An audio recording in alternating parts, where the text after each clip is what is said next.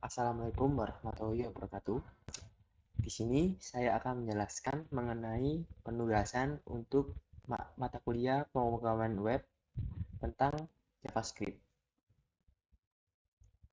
Nah, sebelum itu perkenalkan dulu nama saya Novandi Kevin Pratama dengan NPM 2008111005. Nah, untuk penjelasannya akan saya bagi menjadi beberapa subbab. Yang pertama adalah persoalan, yang kedua adalah hal yang dibutuhkan, yang ketiga adalah build approach.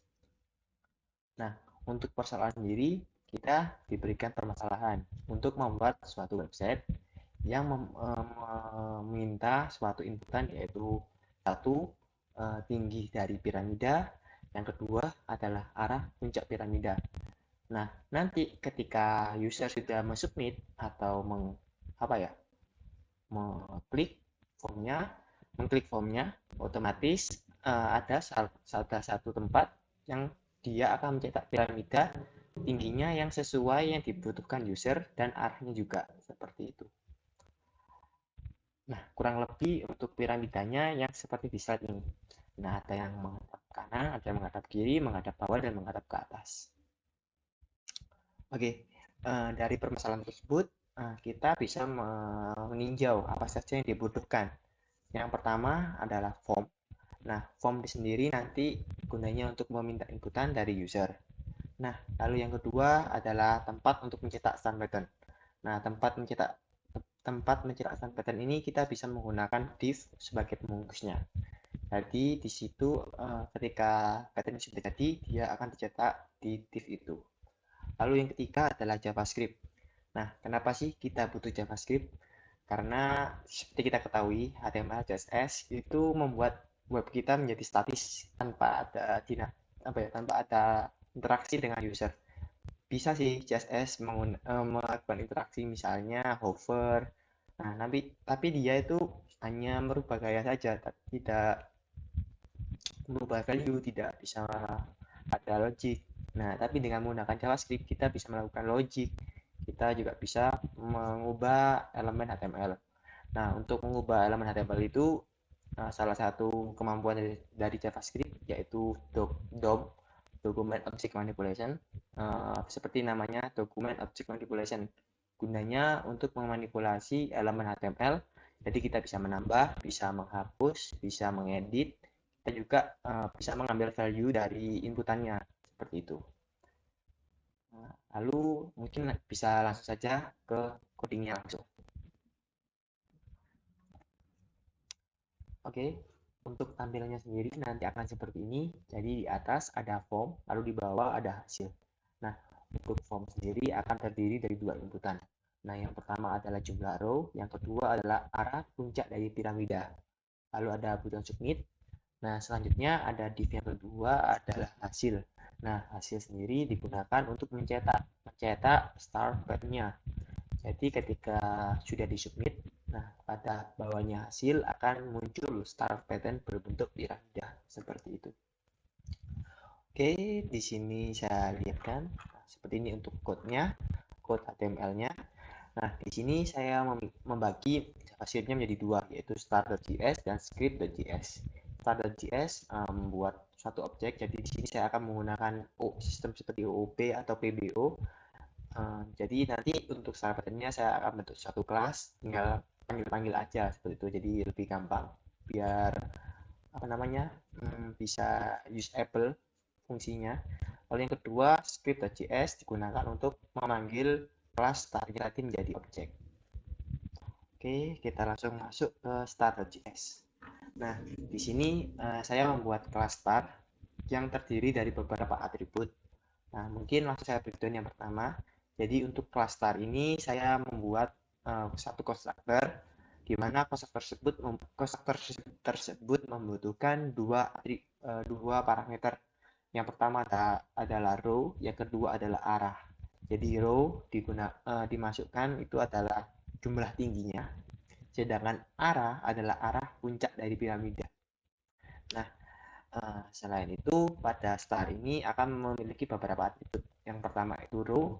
Nah, row sendiri digunakan untuk tingginya, lalu ada enter. Nah, enter ini untuk mencetak enter. Kan kita membutuhkan enter nih. Nah, jika di JavaScript kita mencetaknya melewat console log, kita bisa menggunakan /n. Nah, tapi akan ada terjadi permasalahan jika kita menggunakan /n pada HTML. Misal di sini saya langsung coba saja, saya praktekkan /n. Nah, saya coba langsung di sini. Nah, 5, submit. Nah, otomatis dia itu tidak terbaca sebagai enter. Nah, otomatis di sini kita harus memakai elemen enter, yaitu br atau break. Lalu ada juga atribut space, digunakan untuk memberikan spasi. Nah, kita perlu nih spasi. Kenapa di sini saya menggunakan NBSP atau non-break space? Nah, karena ketika kita menggunakan spasi biasa, nah, seperti ini, masih saya coba, 5. Nah, dia tidak akan terbaca spasinya. Dia mikir, ya kosongan aja. Jadi HTML itu ketika dia diberikan apa ya, white space, ya, ketika dia diberikan white space, dia akan menganggap white space itu ya white apa kosong gitu, kayak sudah di trim. Nah, makanya di sini kita membutuhkan NBSP atau non-big space. Lalu di start sendiri ini untuk apa karakter yang membentuk patternnya nanti mau seperti apa. Misal di sini saya menggunakan menggunakan bintang. Jadi patternnya akan terbentuk menggunakan karakter bintang. Misalnya di sini saya rubah patternnya akan menggunakan angka 8. Angka 8. Save. Nah, otomatis 5 submit. Nah, dia akan menjadi 888 seperti ini. Nah, jadi dengan adanya atribut yang saya pisah-pisah ini, ketika saya ingin merubah suatu logic atau ada penambahan fitur, saya lebih mudah dan saya tidak perlu merubah semua function-function pada kelas ini seperti itu. Lalu selanjutnya adalah switch. Nah, di sini saya ada switch case menggunakan arah ini sebagai yang parameternya tadi. Ketika dia right, dia akan memanggil method on right. Ketika left, dia akan memanggil method on left. Ketika dia up, akan memanggil method on top. Ketika dia down, memanggil method on bottom. Nah, setiap metode ini gunanya untuk membuat pola style pattern-nya piramida. Jadi on right dia akan membuat piramida menghadap puncaknya ke kiri, on left, on right puncaknya ke kanan. Ketika on left dia puncaknya ke kiri, on top ke atas, on bottom ke bawah. Seperti itu. Selain itu ada juga atributnya result. Nah, result ini untuk mendapatkan hasil dari pattern-nya tadi. Seperti itu. Lalu kita langsung masuk ke metodenya. Nah, di sini ada metode on top. Nah, metode on top sendiri digunakan membuat piramida yang puncaknya ke atas. Nah, untuk ini kita memerlukan beberapa looping. Looping yang pertama adalah sebagai penyangga. Nah, di sini saya tunjukkan. Saya save dulu, saya tunjukkan ada browsernya. Ini saya buat 5, submit. Nah, di sini ada penyangga di sini. Nah, di sini ada penyangganya. Nah, untuk pembuatan penyangga di sini kita bisa membuat nested loop seperti ini. Nah, ini biar lebih enak dan kelihatan saya ganti start, save. Nah, saya buat 5. Nah, ini adalah penyangganya. Jadi, ketika kita mau membuat puncak atas, kita harus membuat penyangga. Nah, agar nanti piramidanya terbentuk, tinggal mengisi aja.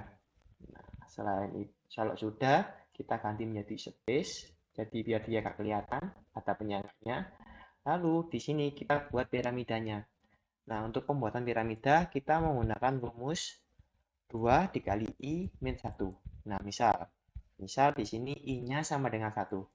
Nah, otomatis bintang yang dibuat adalah 1.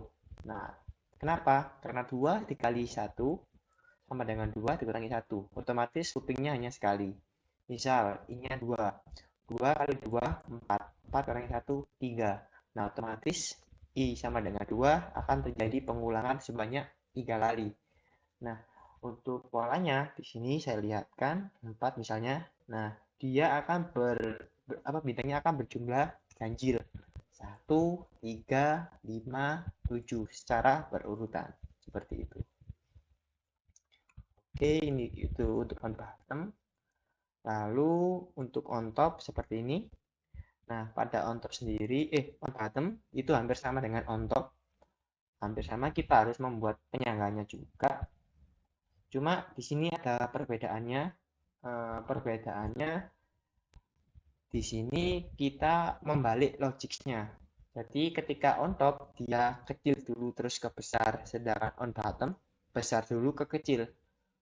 Nah, maksudnya gini, saya save, nah, coba. Nah, ketika dia atas, nah yang atas itu kecil dulu, terus ke besar. Nah, sedangkan bottom dibalik, besar dulu, lalu ke kecil. Nah, dengan begitu kita bisa membuat logik ilmunya seperti ini. 2 dikali, nah tadi kan besar ke kecil, otomatis tingginya dikurangi I, lalu dikalikan 2, terus dikurangi 1. Nah, misalnya I-nya 0. Nah, misalnya tadi kan di sini kita buat inputannya 5.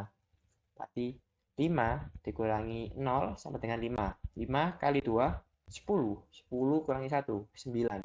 Nah, otomatis baris yang pertama berisi 9 bintang. Nah, lalu misalnya tambah lagi baris yang kedua, I-nya sama dengan 1. Maka 5 dikurangi 1 sama dengan 4. 4 dikali 2, 8. 8 dikurangi 1, 7. Nah, otomatis baris kedua berjumlah 7. Nah, seperti itu dan seterusnya hingga habis. Nah, seperti itu untuk on bottom. Lalu selanjutnya adalah on left. Jadi kita membuat piramida yang pucuknya menghadap ke kiri. Nah, untuk ini logiknya saya tunjukkan dulu hasilnya seperti apa. Nah, untuk ini kita hampir sama juga harus membuat penyangga. Bedanya penyangganya sama sih ternyata. Penyangganya itu siku-siku, siku yang alasnya di atas. Seperti itu. Nah, jadi saya buat dulu yang atas saja. Saya komen yang bawah. Nah, ketika saya coba di sini ada kiri 5. Nah, di sini itu ada hasilnya. Nah, dia itu cuma penyangganya menggunakan surface seperti tadi, seperti yang top sama bottom. Lebih tepatnya top sih, hampir sama kayak top. Nah, lalu yang ininya kita nggak perlu nyegati kayak tadi, kayak kasih if-ifan tadi.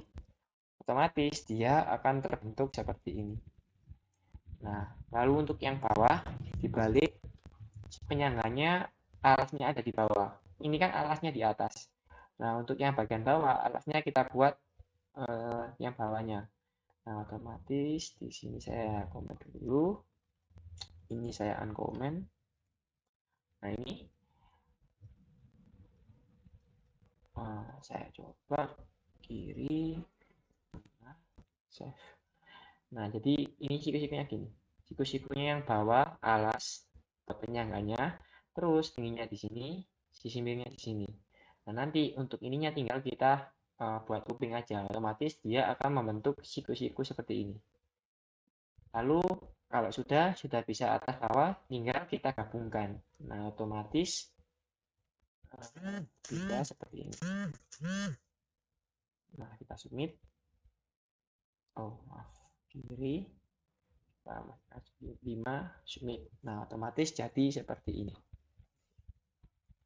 Nah, oke. Lalu kita langsung masuk ke OnDrive. Nah, untuk OnDrive sendiri, nah, di sini saya coba akan perlihatkan dulu. Dia akan menghadap ke kanan. Nah, ini cukup sederhana. Kita cukup membuat yang atas segitiga siku-siku sama kayak tadi yang awal, yang on left. Bedanya di sini yang space-nya kita ganti menjadi di star. Nah, jadi yang ini tadi kan ada sih di space plus di space. Nah, di space yang kedua kita ganti di start. Otomatis sudah jadi apa? Sudah jadi on right. Cuma bedanya lagi kita nggak usah melakukan looping 2 kali di start loopingnya. Di sini kan saya mau melakukan loopingnya 2 kali. 1, 2. Sedangkan di on right cuma 1 kali aja. 1. Nah, jadinya nanti seperti ini. Nah, seperti itu. Jadi membuat siku-siku atas, lalu membuat siku-siku yang bawah. Logiknya seperti itu. Oke. Nah, kalau sudah kita buat kelasnya, tinggal kita panggil aja. Nah, untuk pemanggilannya sendiri, di sini akan menggunakan script.js. Nah, untuk script.js di sini saya menggunakan fitur dari JavaScript yaitu DOM Document Object Manipulation. Di sini pertama saya harus mengambil ini div pembungkus buat mencetak hasilnya. Nah, pertama saya buat dulu variabel dengan nama result panel. Lalu saya ambil elemennya dengan cara dokumen get element by ID. Nah, maksudnya apa? Dokumen get by element by ID. Artinya di sini saya menganggap HTML sebagai dokumen. Lalu saya mencari dokumen yang ID-nya result seperti itu. Jadi maksud penjelasannya seperti ini. Misalnya saya punya buku. Nah, saya ingin buka halaman 5 ya, otomatis saya langsung buka halaman 5. Nah, sama kayak ini, dokumen get element by ID. Tolong carikan elemen yang ID-nya result. Nah, otomatis dia akan memanggil yang ini dan akan dimasukkan dalam variabel result panel. Lalu selanjutnya saya juga membutuhkan form. Nah, sini sama juga saya mencari yang elemen yang ID-nya form piramid. Nah, otomatis di sini akan ketemu yang ini, formnya ini. Ketika sudah, di sini saya menambahkan event. Nah, jadi form kan punya event namanya submit. Jadi ketika saya berikan, ketika button di submit ini ditekan, nah dia akan ke trigger. Nah, untuk menambahkannya kita bisa memanggilnya dengan cara variabelnya titik add event listener, lalu eventnya apa, koma, lalu parameternya. Di sini saya menggunakan row function biar lebih singkat, arah kanan, lalu kurawa-kurawa. Seperti itu. Nah, untuk if event ini gunanya untuk mencegah event bawaan dari elemen. Nah, misal di sini saya komen. Nah, di sini ada inputan ya, saya klik 5, submit. Di sini saya buat 12, submit. Nah, dia akan ke refresh. Jadi, form itu punya event bawaan. Ketika dia disubmit, dia akan menuju halaman yang actionnya dan value-nya. Misalnya di sini get, maka dia akan jadi query di atas kayak gini, dan dia akan merefresh.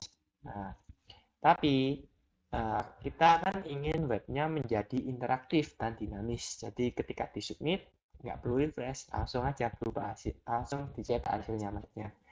Nah, berarti kita harus mencegah event dari submit itu tadi yang refresh dengan cara atau parameternya tadi prevent default.